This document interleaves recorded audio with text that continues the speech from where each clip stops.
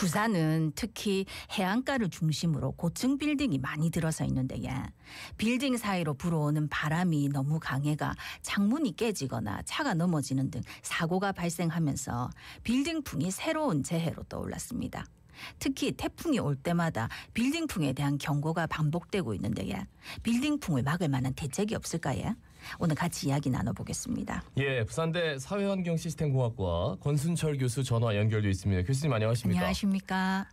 네, 반갑습니다. 예, 빌딩풍 정말 걱정됩니다. 저 근처만 가도 정말 그렇게 바람이 안 부는 날인데 거기만 가면 그렇게 바람이 불고 태풍 같은 거 오면 가장 먼저 걱정되는 곳인데 지난번 태풍 카눈 왔을 때 있지 않습니까? 그 빌딩풍 어느 정도나 불었습니까? 네, 지난 제6호 태풍 카눈이 내습했을 때 평균 이제 중간체제 풍속이 이제 25에서 35m의 매우 강한 바람이 불었던 거 아마 다 아시겠습니다. 네. 예.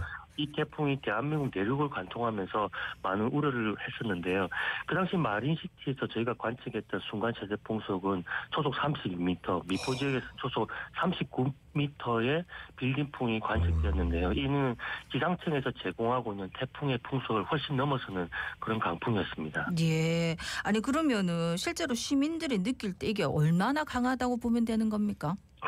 예, 기상청에서 보통 제공하고 있는 순간 최대 풍속 약 26m 이상일 때 우리가 강풍경보를 발령하는데요. 예. 이 강풍경보가 발령이 되고 나면 이 사람이 몸을 지탱할 수 없고 달리는 차도 전복될 수 있는 매우 강한 바람이 될 수가 있습니다. 예.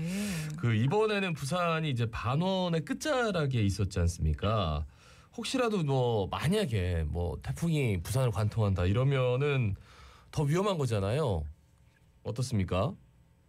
네, 다들 아시다시피 매년 부산은 태풍의 직접적인 영향권에 들어가는 태풍이 항상 2배는 이상이 반복해서 내습을 하고 있습니다. 예. 이때 특정 지역에서는 최소 1.5배, 많게는 2.6배의 높은 강풍이 관측되어 있고 상시적으로도 바람이 많이 부는 지역을 저희가 또 발견하였습니다. 예. 이렇게 되면 빌딩풍으로 인해서 주변 지역의 옥의 건축물과 그리고 유리창이 충분히 파손이 될 수 있고요.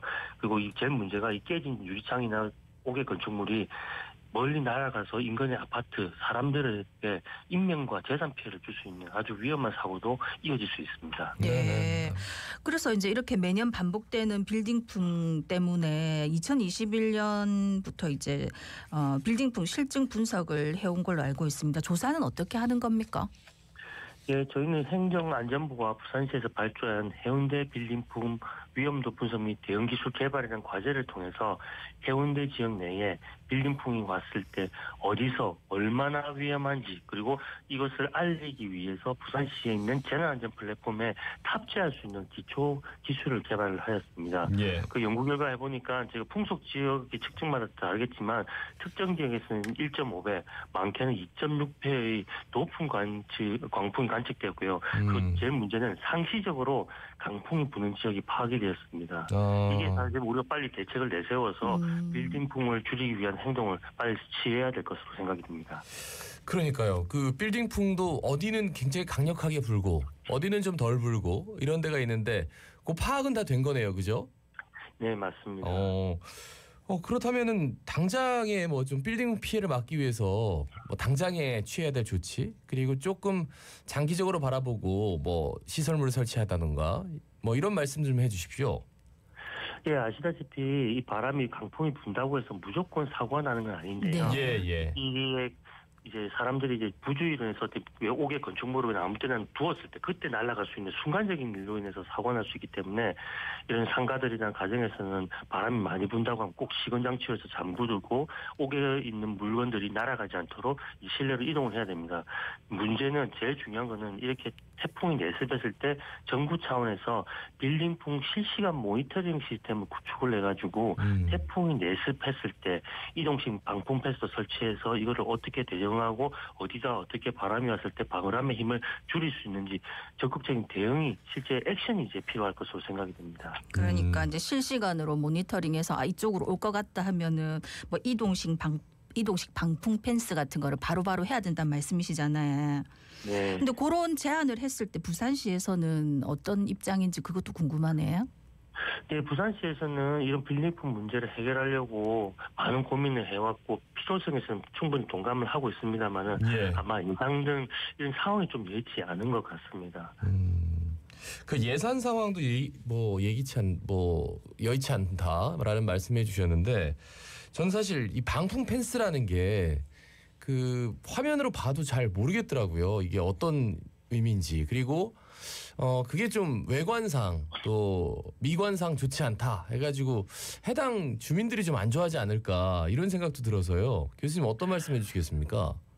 네, 사실 바람이 내습하는 상황일 때는 이제 주로 제일 큰 바람이 올 때 태풍이 올 때입니다. 그래서 사람들이 밖에 나가질 않기 때문에 네. 예. 우리 부산 사람들뿐만 아니라 많은 사람들이 아마 이런 이동식이 아닌 고정식 방풍 펜스를 설치하게 되면 이제 주민 수용성이 떨어질 것은 확실합니다. 그래서 보기도 흉물스러운 건 사실이고요. 하지만 영국 리즈시 같은 경우 빌딩 앞에서 이제 들어오는 강풍 때문에 트레일러가 전복된 사고가 있었는데 예. 그리고 나서 그 앞에다가 방풍 펜스를 설치했더니 빌딩풍이 싹 다 사라졌다는 이미 연구 결과가 아니고 실제 사례를 많이 가지고 있습니다. 그래서 이런 것들이 이동식을 하게 된다면 즉 강풍이 불 때는 사람들이 나가지 않기 때문에 주변에다가 경찰이 차단을 하고 사람이 오는 것을 차단하면서 이런 이동식 방풍제를 설치를 해서 이제 실제로 바람이 힘을 줄일 수 있는 것들을 해봐야 되죠. 저희가 그거에 대해서는 시뮬레이션을 해본 결과 4개 정도 설치를 하니까 바람이 75%까지 줄어든 것을 했었습니다. 그러면 이제 시나 이런 정부 차원에서 좀 예산을 투입해서 한번 설치를 해보고 아니면 그 전에 실험실에서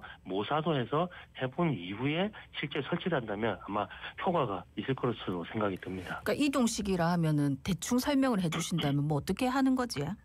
예를 들면 우리가 길에다가 다니는 많은 사수차들 있지 않습니까? 네네. 사수차들이 미세먼지 제거하려고 하는데 그 사수차에 물이 한 20톤 정도 들어갑니다. 그러면 이 20톤 되는 사수차는 평소 되는 사수차 쓰고 빌딩풍이나 태풍 예수 때는 사수할 이유가 없기 때문에 위에다가 이렇게 바람의 힘을 분산시킬 수 있는 그런 펜스 형태의 구조물을 설치한 것들을 이제 펴가지고 바람의 힘을 줄이는 거죠. 즉 에너지의 힘을 분산시켜가지고 힘을 줄인다고 보시면 됩니다. 그러니까 차량이 이동하니까 생각보다는 뭐 좀 이동형이라고 해도 뭔가 뭐 번거롭고 좀 힘든 그런 느낌은 없는데 살수차는 그럼 괜찮아요? 왜냐면 뭐 차가 차가 전복될 수도 있다 뭐 이런 말씀을 들어가지고요. 예, 근데 이제 사유가 정복될 수 있다고 생각하는데 20톤 이상 되는 차가 차 무게도 있고요. 근데 물이 들어가 있으면 전복될 리는 없고 만약에 그런 것들을 대비하기 위해서 뒤쪽에다가 우리가 흔히는 트레일러에 이제 보조 장치를 둬가지고 뒤로 넘어가지 않도록 충분히 예상을 할 수 있습니다. 아시다시피 때로는 텔레비전 나오면 그 트럭이 상가의 그 바람의 피해를 막기 위해서 이제 불법 주차하는 이쁜 뭐 불법 주차란 말도 있지 않습니까? 네네. 그렇게 해서 트럭은 넘어가지 않지 않습니까? 네. 똑같은 겁니다. 예. 아니 이게 진짜 비용이 얼마나 드는지 모르겠는데 살수차는 어차피 시에서 갖고 있는 거고 충분히 시도해볼 만하지 않나 하는 생각이 드는데 그거 말고도 애초에 건물 설계할 때부터 뭐 빌딩풍이 안 생기게 할 수는 없습니까?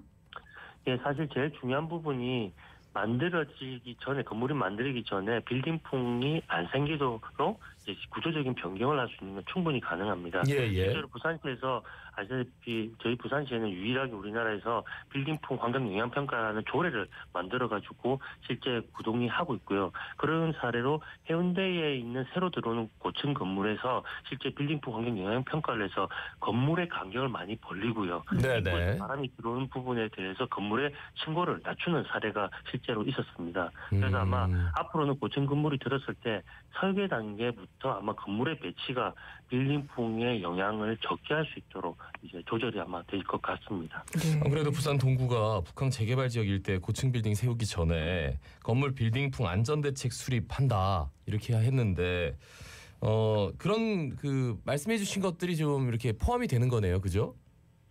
네, 설계 단계에서부터 빌딩풍 예방을 위해서 건물의 배치와 그리고 구조적인 검토가 항상 수집이 돼야 되고요. 예. 그것을 아마 앞으로 이제 북항 재개발되고 나면 북항 지역에 고층 빌딩이 들었을 때 무조건 하게 될 겁니다. 그러면서 이제 이 건물이 빌딩풍을 이제 유발하지는 않을 수는 있지만 적게 유발할 수 있는 상황까지만 가능하도록 하면 설계가 될 것 같습니다. 예. 마지막으로 한 말씀 남겨주시지요. 아시다시피 기후변화로 인해서 점점 강해지는 태풍의 내습이 매년 빈번하게 발생하는데 어디서 왜 빌딩풍이 발생해서 피해를 유발하는 상황은 이미 알게 되었습니다. 이제 정부 차원에서 빌딩풍이 줄어들 수 있는 상황을 유도를 하고 그리고 이런 이동식 방풍 펜스 등을 적극적으로 도입해서 시민들의 안전을 지키는 그런 실행이 꼭 되어야 될 시기인 것 같습니다. 예, 예. 말씀 잘 들었습니다. 고맙습니다. 고맙습니다. 감사합니다. 네, 부산대 사회환경시스템공학과 권순철 교수였습니다.